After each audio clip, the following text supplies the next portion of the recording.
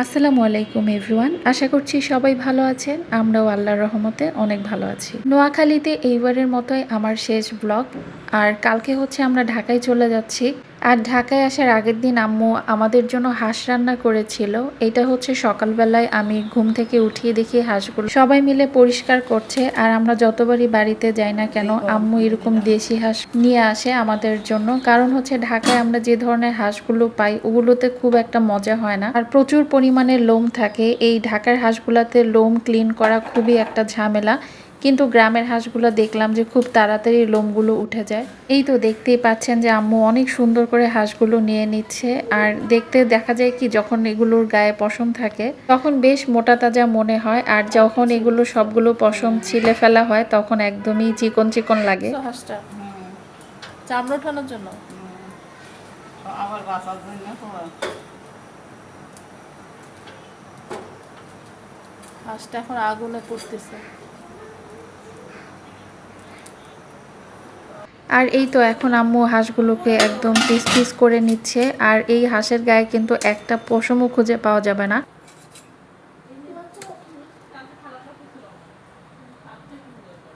আর এই তো এখন রান্না বান্না শুরু হয়ে গিয়েছে। আর এই হাঁস রান্না কিন্তু আম্মু একসাথে সব মশলাগুলো মিক্স আপ করে তারপরেই হচ্ছে চুলাতে দিবে। তো আমাদের বিল্ডিংয়ের পিছনেই দেখলাম যে আব্বু এই যে গাছ লাগাচ্ছে। আর এটা আমি প্রথমে ভেবেছিলাম নিম গাছ, পরে আব্বু বলল যে না, এটা আমড়া গাছ। আসলে গাছ আর মাছ নিয়ে আমি মাঝে মধ্যে কনফিউজড হয়ে যাই। আসলে জানি না কেন এটা আমার মধ্যে হয়ে থাকে প্রায় সময়। আর এর মধ্যে দেখলাম যে আকাশটা কেন জানি মেঘলা মেঘলা হয়ে আসছিল। আর গ্রামে কিন্তু মেঘলা আকাশ, বৃষ্টি সবসময় কিন্তু ভালো লাগে। আর বৃষ্টির মধ্যে যদি হয়ে যায় এরকম হাঁস ভুনা তাহলে তো আর কথাই নাই।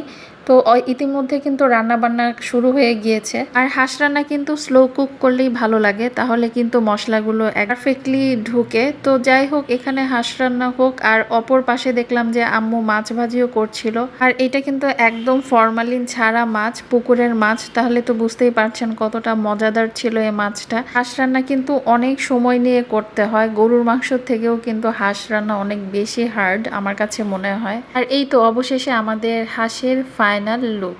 আর খেতে কিন্তু বেশ চমৎকার হয়েছিল হাঁস রান্নাটা। তার সাথেই ছিল হচ্ছে এই যে সাদা ভাত, একদম গরম গরম ধোয়া ওঠা ভাত। তার থেকেও জমে উঠেছিল এমন একটা পরিবেশে ঠিক পারফেক্ট একটা খাবার। এমন গ্রামীণ একটা পরিবেশে এমন ধরনের খাবার খেতে পেরে কিন্তু বেশ ভালো লাগছিল। তো এই তো সকালবেলায় উঠে পড়লাম। আর আজকে হচ্ছে বিদায় বেলার। আর এই নোয়াখালী ছেড়ে চলে যাব, জানি না আবার কবে আসব। তো আমি অনেক ভোরবেলায় উঠে গিয়েছি, যেহেতু 7:30টায় আমাদের গাড়ি। তো এই তো দেখতে পাচ্ছেন যে কত সুন্দর একটা সূর্যের আলো। এই সূর্যের আলোটা কিন্তু একদম আমাদের ঘরের ভিতরে ঢুকে যায়। এটা একদম ভোরবেলাই দেখা যায়। আর অনেক মিস করব এই দিনগুলাতে। আর হচ্ছে আমরা আজকে 3জনই রওনা দিয়েছি ঢাকার উদ্দেশ্যে। আর বলতে না বলতেই চলে আসলাম হচ্ছে কুমিল্লা শহরে। তো এখানে কিছুক্ষণ ব্রেক দিয়েছে সকালবেলায় নাস্তা করার জন্য। আর মোটামুটি একটা ভালো হোটেলেই থামিয়েছিল।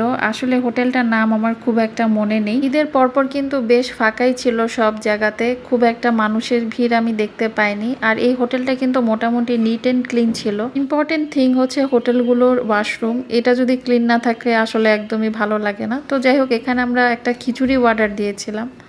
কোরবানি ঈদে আসলে বিফ খেতে খেতে আমরা সবাই অনেক টায়ার্ড, তাই ভাবলাম যে চিকেন খিচুড়িটা অর্ডার দিই। এইটা আসলে ভালোই মজা ছিল, আর বড় একটা চিকেন ছিল।